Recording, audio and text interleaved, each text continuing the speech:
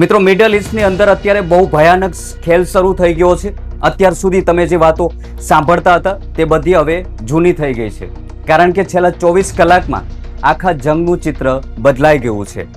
એક તરફ અમેરિકા સમુદ્રના રસ્તે પોતાની દાદાગીરી બતાવવાની કોશિશ કરી રહ્યું છે, તો બીજી તરફ ઈરાન અને ચીને સાથે મળીને અમેરિકાનો એવો તોડ શોધી કાઢ્યો છે કે વોશિંગ્ટનમાં બેઠેલા મોટા મોટા નેતાઓ ટેન્શનમાં આવી ગયા છે.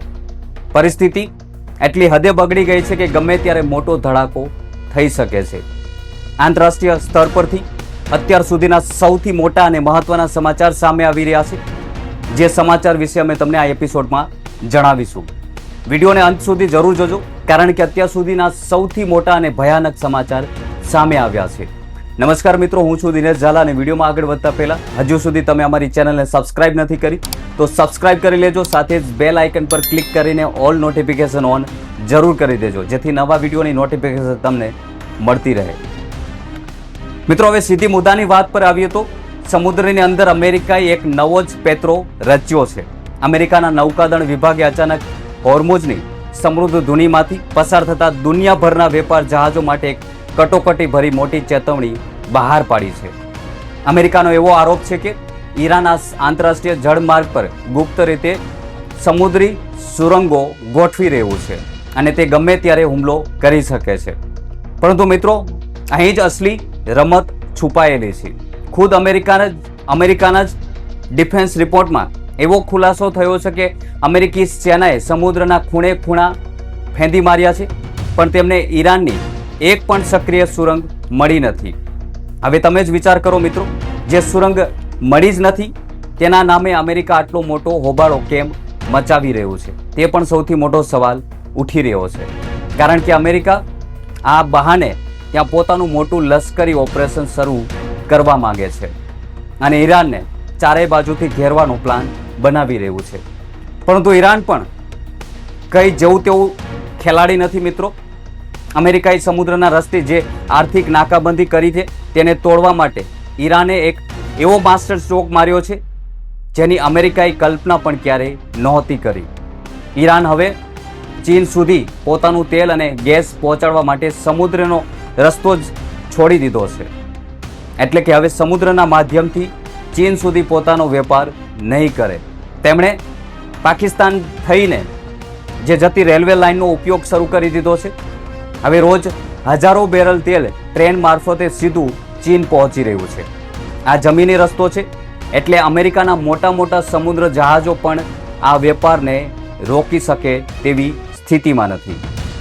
આ રીતે ઈરાન અને ચીન મળીને અમેરિકાની નાકાબંધીના લીરેલીરા ઉડાવી દીધા છે. અમેરિકા માટે ચિંતાની વાત એટલી જ નથી, આ જંગની વચ્ચે હવે કઝાકિસ્તાન નામના દેશની પણ એન્ટ્રી થઈ ચૂકી છે. આંતરરાષ્ટ્રીય પરમાણુ ઉર્જા સંસ્થાના અહેવાલો મુજબ કઝાકિસ્તાને ખુલ્લેઆમ ઈરાનને ઓફર કરી છે કે તે ઈરાનનો પરમાણુ જથ્થો એટલે કે યુરેનિયમનો સ્ટોક પોતાના દેશમાં સુરક્ષિત રાખવા માટે તૈયાર છે. જ્યાં એક તરફ અમેરિકા ઈરાનને આખી દુનિયામાં એકલું પાડી દેવાનો મૂડમાં છે અને એકલું પાડી દેવા માંગે છે, ત્યાં હવે ચીન, ઓમાન અને કઝાકિસ્તાન જેવા દેશો ખુલ્લેઆમ ઈરાનની પડખે આવીને ઊભા રહી ગયા છે. આનાથી સાબિત થાય છે કે આ લડાઈમાં હવે અમેરિકા પોતે જ દુનિયામાં એકલું પડી ગયું છે. મિત્રો, હવે આખી લડાઈમાં ચીનનો અસલી રોલ શું છે તે પણ સમજવો ખૂબ જ જરૂરી છે અને કેવી રીતે ઈરાનની પાછળ રહીને આખી રમત રમી રહ્યું છે તે સમજવું ખૂબ જ જરૂરી છે. મિત્રો, અમેરિકા લાંબા સમયથી એવું ઈચ્છતો હતો કે તે ઈરાનની નાકાબંધી કરીને તેને આર્થિક રીતે પાયમાલ કરી દેશે, પરંતુ ચીને ઈરાનનો હાથ પકડીને અમેરિકાના આખા પ્લાન પર પાણી ફેરવી દીધું છે. ચીન અને ઈરાન મળીને જે નવો રેલવે રૂટ શરૂ કર્યો છે તેનાથી માત્ર તેલનો વેપાર જ નથી થઈ રહ્યો, પરંતુ આ રૂટ અમેરિકાની સૈન્ય તાકાતને બહુ મોટો પડકાર આપી રહ્યો છે. અગાઉ ઈરાન પોતાનું મોટા ભાગનું તેલ સમુદ્રના રસ્તે મોટા જહાજો દ્વારા ચીન મોકલાતું હતું, ત્યારે અમેરિકા પોતાના યુદ્ધ જહાજોને લાવીને તે દરિયાઈ માર્ગને બંધ કરવાની ધમકી આપતું હતું. પરંતુ હવે જ્યારે આખો વેપાર પાકિસ્તાન થઈને સીધો ટ્રેન મારફતે ચીન પહોંચવામાં આવી રહ્યો છે, ત્યારે અમેરિકાની સેના હાથ પર હાથ ધરીને બેસી રહી છે.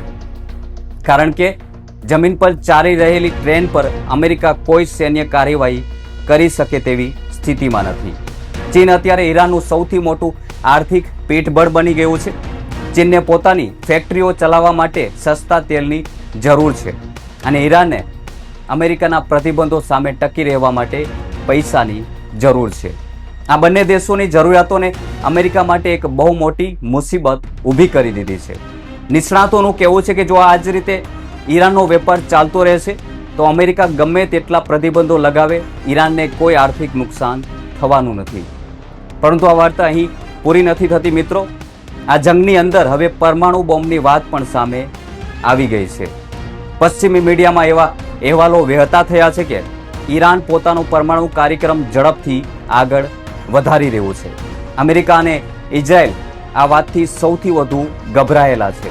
તેઓ કોઈ પણ સંજોગોમાં ઈરાનને પરમાણુ શક્તિ બનવા દેવા માંગતા નથી. તે આપ સૌ જાણતા હશો. આંતરરાષ્ટ્રીય મીડિયામાં અહેવાલો પણ આવી ગયા છે.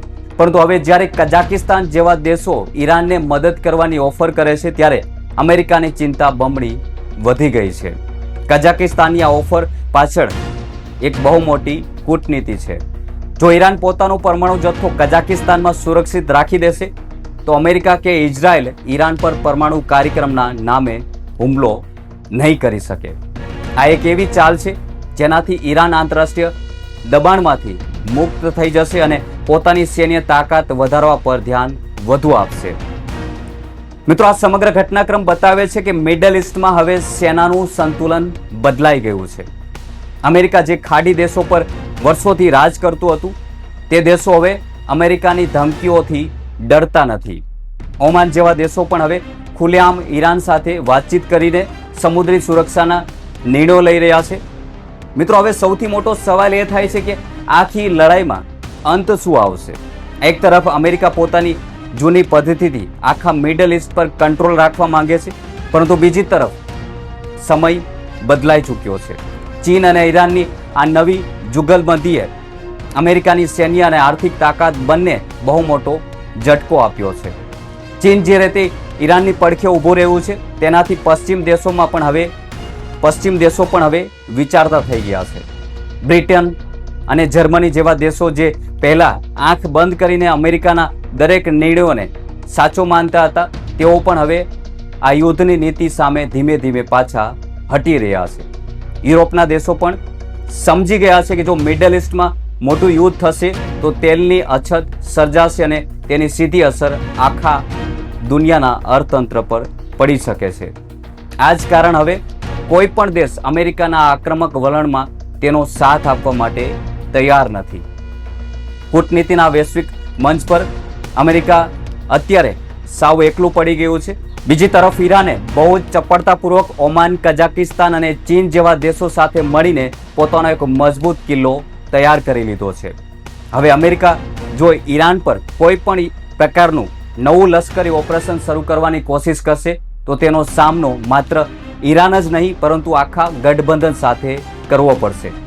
શું અમેરિકા પોતાની જીદ છોડીને વચડાગાળાનો રસ્તો શોધશે કે પછી પોતાની સત્તા બચાવવા માટે કોઈ મોટી ભૂલ કરી બેસશે? તમારા વિચારો કમેન્ટ બોક્સમાં જરૂર જણાવજો. અને આવી વધુ રસપ્રદ જીઓપોલિટિકલ્સ અને ભારતીય રાજનીતિ સાથે જોડાયેલી નિષ્પક્ષ અને સાચી માહિતી મેળવવા માટે અમારી ચેનલ સાથે જોડાયેલા રહો.